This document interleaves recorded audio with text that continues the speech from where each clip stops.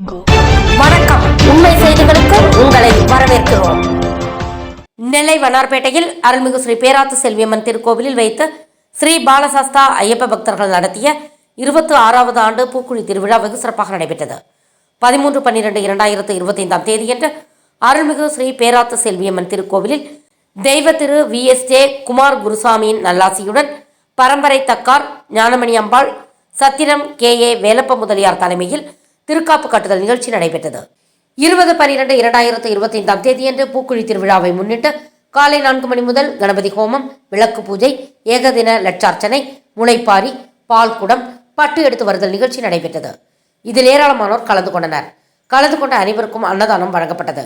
மாலை 5 மணிக்கு மேல் சுவாமி வீதி உலா பூக்குழி இறங்கும் நிகழ்ச்சி நடைபெற்றது.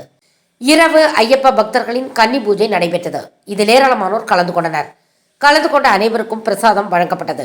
நிகழ்ச்சியில் காலை 11:30 மணிக்கு மணி சங்கரமாள் குழுவினர் வழங்கிய வில்லிசை நிகழ்ச்சி நடைபெற்றது. மாலை 5 மணிக்கு மேல் பக்தி இசை நிகழ்ச்சி நடைபெற்றது. இதன் ஏற்பாடுகளை வண்ணார்பேட்டை ஸ்ரீ பாலசாஸ்தா சேவா சங்கம் தலைவர் சரணம் P.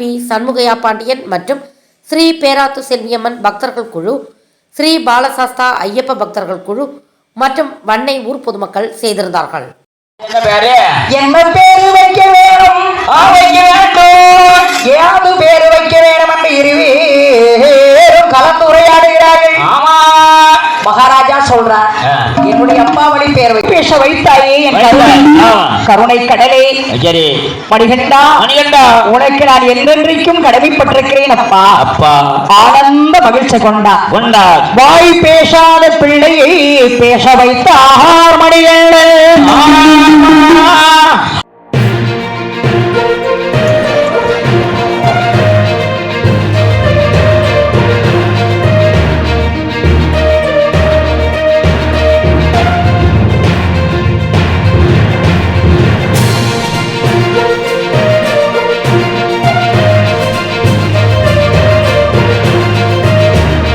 Thanks for watching உண்மை செய்திகள்.